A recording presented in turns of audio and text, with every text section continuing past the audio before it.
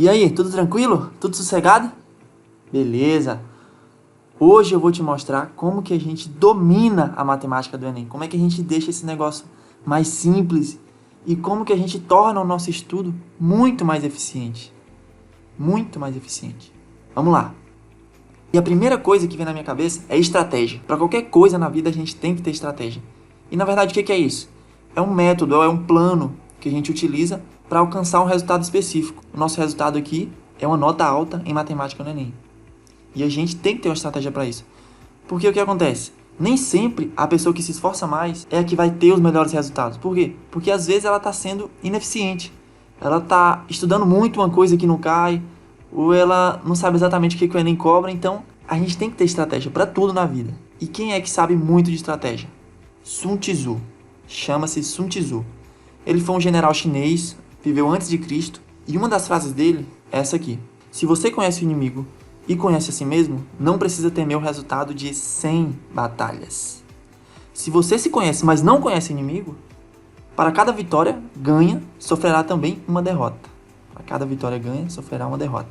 E se você não conhece nem o inimigo, nem a si mesmo, perderá todas as batalhas. O que ele quis dizer com isso? A gente tem que se conhecer, saber nossos pontos fortes, nossos pontos fracos, onde é que a gente precisa melhorar. Se pergunte aí, matemática, o que você sabe menos de matemática? É isso que você vai ter que estudar. E conheça também o inimigo, conheça também a prova de matemática do Enem. Saiba o que ela cobra, como que ela cobra isso, e em que quantidade, o que é mais importante. Então, na hora que a gente conhece a nós mesmos e conhece também o inimigo, a gente não precisa temer o resultado de 100 batalhas. Não precisa temer. Porque fica fácil, fica simples. E aí, eu faço uma pergunta. O que de fato cai na matemática do Enem? Porque foi isso que eu pensei antes de começar a estudar. Eu primeiro quis saber o que mais prevalece naquela prova. E você já tinha que ter isso na ponta da língua antes de começar a estudar. A gente tem que saber exatamente o que cai. Então o que foi que eu fiz? Eu fiz uma análise das provas de matemática de 2009 a 2017 e separei em 4 grandes assuntos aqui: aritmética, geometria, combinatória e álgebra. E fui ver o que caía mais. Então vi que quase metade da prova, 48%, era aritmética. 22% da prova, geometria. 11% da prova, combinatória. E 19% da prova, álgebra. Então aqui a gente já consegue ver. A aritmética já responde por metade da prova. Então quando eu estiver estudando, eu vou ter que focar muito em aritmética. E aí eu fui ainda mais fundo. Dentro de aritmética, o que é mais importante? O que tem na aritmética do Enem? E eu percebi uma coisa. Eu percebi que são 3 assuntos principais que o Enem cobra. Primeiro deles, leitura e interpretação de gráficos ou tabelas, porcentagem e regra de 3 associada a grandezas e medidas. Basicamente está tudo dentro do mesmo saco. E a gente percebe aqui que regra de 3 é responsável por 58% da prova de aritmética. Então, dentro de aritmética, o que mais importa é saber regra de 3 e trabalhar com grandezas e medidas. Depois a gente vem aqui com 26%, que é a leitura e interpretação de gráficos e tabelas. E depois, porcentagem com 16%. Então, agora a gente já sabe exatamente o que ele quer da gente dentro de aritmética. Então, agora o nosso estudo é muito mais direcionado, muito mais eficaz. Estão conseguindo compreender? Agora vamos para o próximo. Geometria. O que a gente tem dentro de geometria? Tá aqui, ó. Geometria plana, espacial e trigonometria. 59% é geometria plana.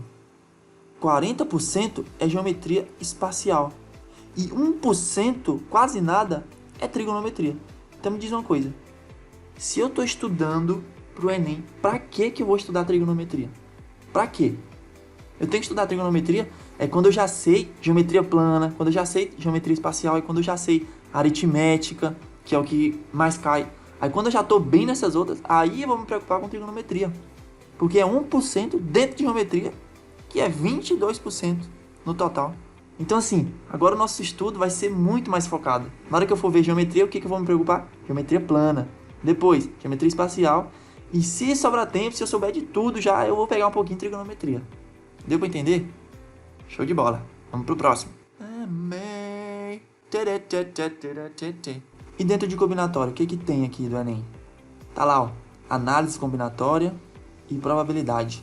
E o principal deles é probabilidade. E isso é bem óbvio. Em toda prova do Enem, cai pelo menos umas 3 ou 4 questões de probabilidade, toda a prova. E também pelo menos 1 ou 2 de análise combinatória. Então a gente vai ter que estudar isso, vai ter que aprender isso. E por último, a gente tem álgebra. O que tem de álgebra no Enem? Tá aqui, ó. Função de primeiro e segundo grau, PA e PG, progressão aritmética, progressão geométrica, e um pouco de matemática, financeira e estatística. Agora, olha para mim aqui nesse gráfico. 55% é função de primeiro grau e segundo grau. Ótimo, isso aqui é importante saber, tá? Cai muito. 43% é matemática, financeira e estatística. Isso aqui também é muito importante saber. Agora aqui, 2% da prova de álgebra vai ter PA e PG. Pra que eu vou estudar PA e PG? Me explica.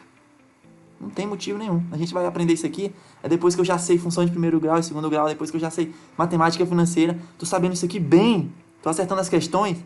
Ah, então agora sim eu vou me preocupar, porque vai que cai uma questão de PA e PG. Aí eu vou lá e acerto. Entendeu como é que é? Agora tem mais um detalhe que é muito importante. Pontuação no Enem.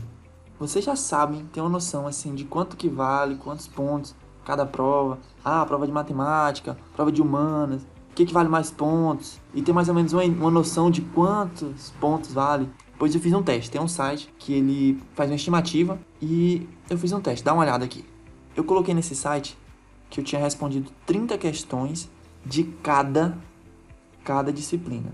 Ou seja, eu respondi 30 questões de humanas, acertei 30 de natureza, 30 de linguagem e 30 de matemática. Eu coloquei lá no site para ver quantos pontos eu ia ganhar em cada uma dessas. E aí, olha o que apareceu lá. Se eu acertasse 30 questões de humanas, eu ia ter 671 pontos. Se eu acertasse 30 de natureza, eu ia ter 675. Se eu acertasse 30 de linguagens, eu ia ter 605 pontos. Agora, se eu acertasse 30 de matemática, eu ia ter 800 pontos. Mas como assim? Estranho, né? 30 questões, a mesma quantidade para cada disciplina e a pontuação aqui totalmente diferente. É normal isso? É certo? Sim. Isso aqui tá certíssimo. É o desvio padrão. Quando muitos alunos erram a mesma questão, aquela questão vale mais. Então, como muita gente vai mal em matemática, presta atenção no raciocínio.